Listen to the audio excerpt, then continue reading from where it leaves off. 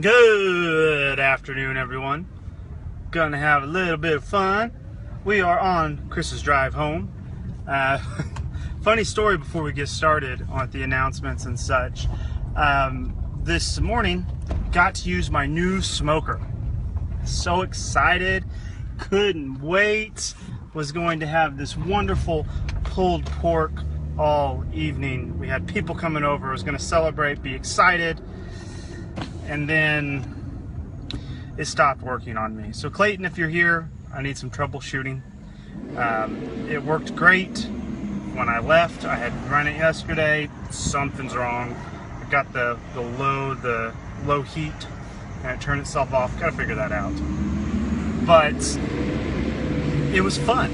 We tried it, make a mistake, you move along, we learn from it, we grow, we build, we go.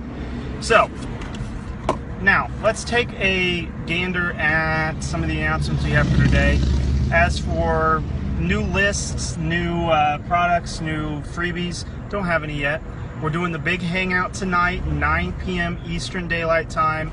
Make sure you come on. We're going to have some fun. It's me, Andy Slammons, Nate McAllister, Travis Ross, my dad. Let's see, we're getting Cordelia Blake. We have Kristen Orsander. I don't even know who else we have, but it's going to be a blast. So make sure to join. The link for the webinar is in the Facebook group, or at least the instructions to get to the link. So we'll have some fun with that. So let's get to the content for today. So at my current full-time job, is for anyone of you who do not currently know, my full-time job resides as a digital marketer for Ball State University. I work at their foundation. My job is to help raise money for the foundation to help provide capital improvements across the campus and or student scholarships. So it's a lot of fun, but it was an interesting experience today. So I am in charge, what do you know, of running a store. It's the Cardinal Corner, as we like to call it. And my job is to run the store and sell merchandise to our alumni base. And I have been talking to my boss for the last, who knows how long, 6 months, about trying to list some of the products on Amazon. Finally, I got fed up with waiting, and today I actually created a few listings for it. So it's kind of fascinating because a lot of people, and I know there's a bunch of you out there who have probably never created a listing in your entire life. If you are one of them, I know that you're out there. I've created my fair share of listings, but I was creating listings today, and it was a pretty nice little setup. So I'll walk you through exactly how I did everything so that you guys get a pretty decent idea of how easy it actually can be. Because these listings only took me about 10 minutes to create. And they're what I would call pretty high quality listings. They're not just some pieces of crap that have been thrown up there. So first thing I did was I had the items in my hand. Went to it's in a closet that we have there, it's our store. And went into the store, picked up the items, and I made myself a little setup on my desk. I took a big piece of white poster board, which was the thicker foam kind. I set it up against the wall. And I had the desk underneath of it, which was a solid color desk, and all of a sudden I have my photo studio. It sounds silly, but all I need are two solid colors that do not match the product if I would like to actually be able to crop that photo out. I use Photoshop for my job all the time, so it's really not that hard to cut these photos out and make them look really nice on a very high quality background. A lot of people think it's so hard to crop out a photo and get it on a white background. I can do, if you take a picture on two solid surfaces, it takes all of 5 minutes to cut out the photo.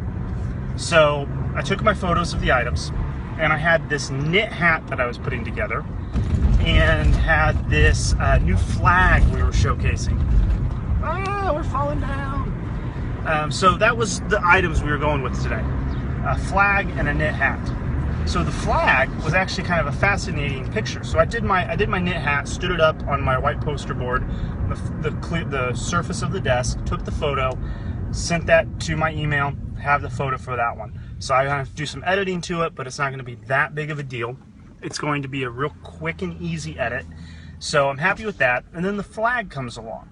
Flag, I originally thought this flag was going to be like a little pennant size flag. It's supposed to be a lot smaller. And I guess my boss, when he made the order for these, didn't realize that we wanted smaller. So he actually made it quite large, 3 by 5. So I had the flag and ended up putting it against a wall. We had some, we had a dry erase board. I pinned it at the top to the rivets it had, and all of a sudden I now have a white surface because it's a dry erase board. I can easily crop and make this photo look really, really nice. So I did that. I edited the photos, used Photoshop.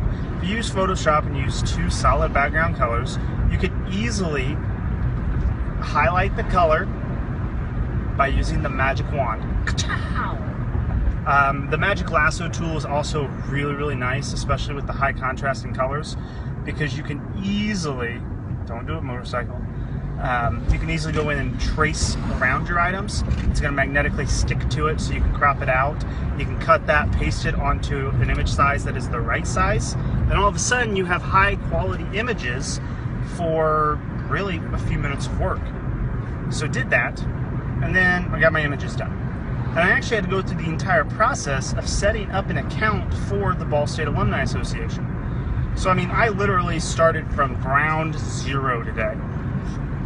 Went in and became a user, a new seller. Went through the process of filling out the information.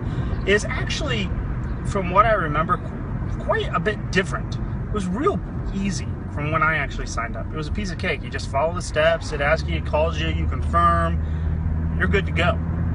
So all of that stuff got handled pretty quickly, and I started creating listings. So I uploaded the photo. I had a very descriptive title. So it was blah blah Ball State University fan. Sorry, this thing is being stupid. It's just falling. It was the flag, or fan flag. I put it all together. Wrote these beautiful descriptions, keywords, everything, weights, sizes, the whole shebang. It kind of it just lets you walk through the process. Then I had it listed. So I did that for 2 items today. And like I said, we're starting small, we're going to build up. It's actually going to be an expansion if I can proof of concept to them, so I can show that money can actually be made off of selling these products on Amazon. Then I've given the green light to start shipping things into FBA for them. So I get to do my job, to learn about Amazon and work with it. I get to do that on my side too, so it's all fun. So the flag that we listed today, I wanted to do a test. We posted one in a Facebook group of our audience, and have already sold one. Brand new listing. See this? And out of this brand new listing, you guys get me sideways. There we go. The brand new listing, I've already actually sold an item off of it. So what it goes to show is that if you have the right audience, and the audience is there, it's built, you're ready to have that, you can easily actually transition over going, hey, look, we have this new item. Would you guys like to buy it? Great. Sell it, and you're going to notice a rank and a transition in that listing very quickly. This is a very obscure example, but it's one where I think that a lot of people get really scared that a new listing isn't going to sell.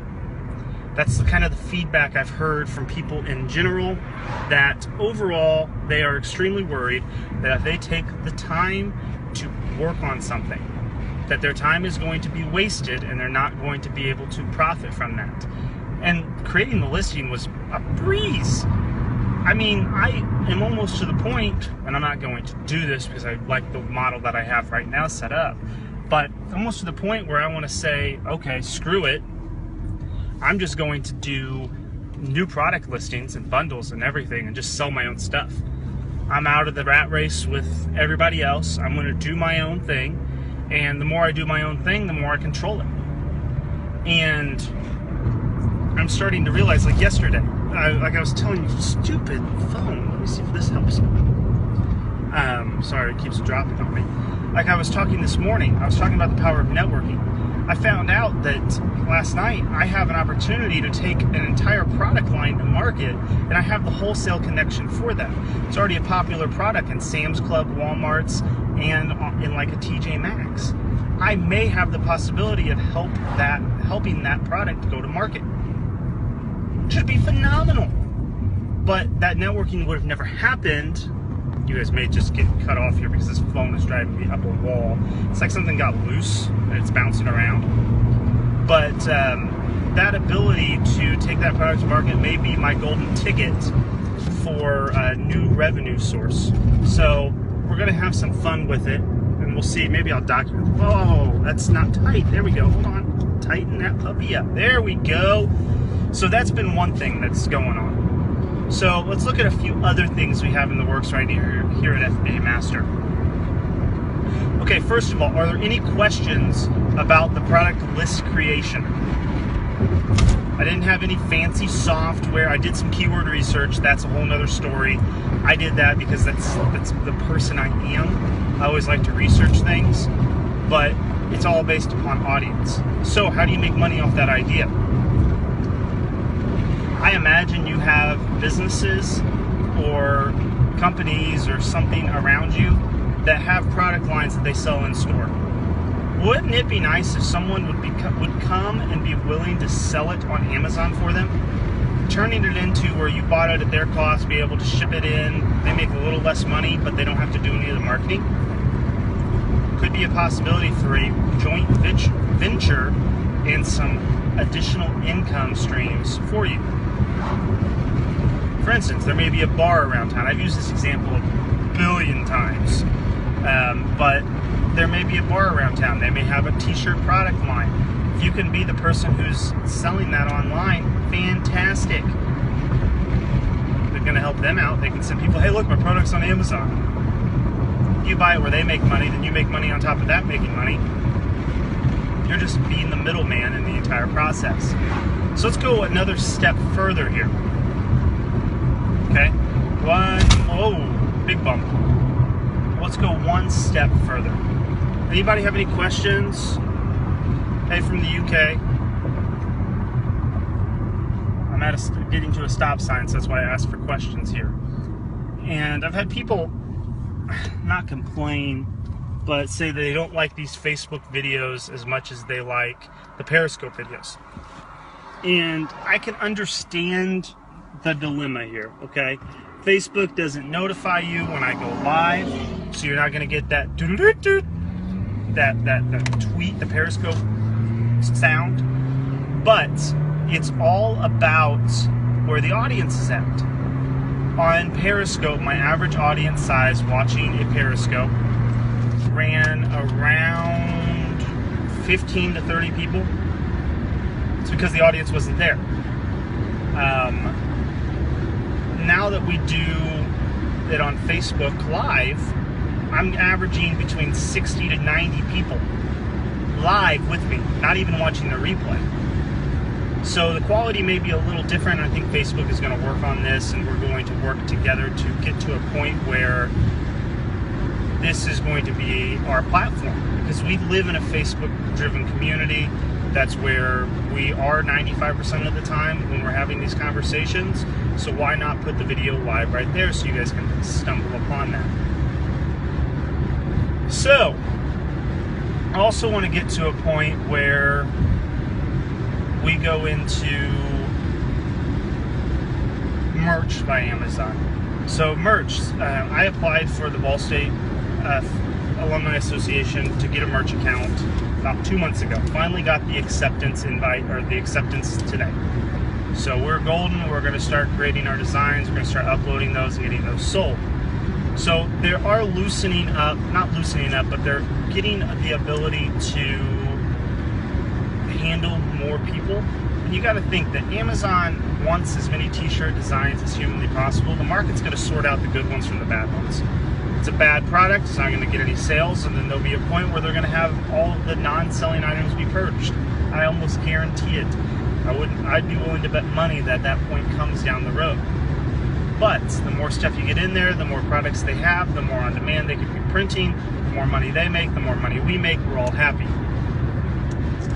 But I've got to tell you that the one sign about merch that I think a lot of people aren't catching on to yet, there's a reason. And I'll be the first, I'm not sure if I'm the first to say this, but I'll be the first that I've heard say this. Amazon didn't call it t-shirts by Amazon. They called it merch by Amazon. What do you think that they're going to go after? They're going to go after the custom merchandising market. So your Zazzles, your Cafe Press, your Teesprings, your all of those, Amazon is going to attempt to corner that market. It's easy. Why would I want to have to come up with all the designs when I can just provide the printing facilities and charge fees to have someone else create the ideas to actually sell these things? They're the ones that are going to promote them. They're the ones that are going to be excited about these things.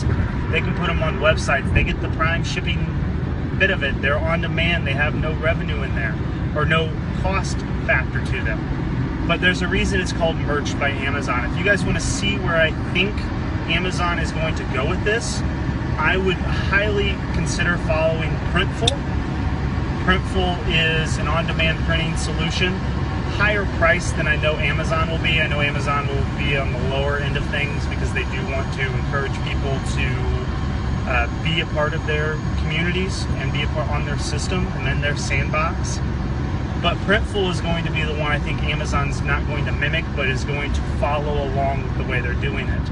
I see, instead of just one shirt, sweatshirts, t-shirts, tank tops, women's cut shirts, crew neck shirts, totes, crop tops, leggings, pants, cups, mugs, mouse pads, anything that they can get in large quantities and print and have a digitized process with it. I think that's where they are going to head with this merch by Amazon. Okay, we as Amazon sellers look at it as an opportunity to have no cost inventory, but this is really designed for companies who want to have merchandise but don't want to have the upfront cost investment. I think that as Amazon sellers, we look at it a lot differently, but I think that that's where it'll end up down the road. So any questions with that?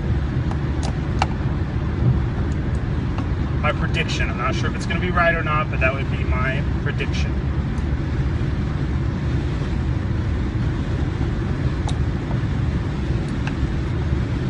Okay, so now that we've gone through those two topics, do we have any other topic suggestions? I'm not going to be on Periscope anymore. This is where we're going to be having everything. No more Periscope. No more Periscope. Won't happen. Oh, by the way, the Brew Bus, if any of you are thinking to attend, we are down to 16 open seats. The Brew Bus has been booked. It's going to be a networking event of 55 people. We have fully stocked bar. The itinerary is getting planned out here shortly. That's my tomorrow task. And we're going to be good to go. So if you're holding off, we literally, once we get to capacity, there's no more. It's full. We're done. And we're going to have a blast. So just consider that and think that one through if you're interested. Otherwise, I think that I'm going to get off of here. I've done my spiel for the day. If you guys have any other topics, let me know. We'll go through those. But I wanted to cover the product listing and the future of merch with you guys today. And I don't know how delayed we are with the realness of this. Okay, so what do I think of analyzing keepographs when doing AZ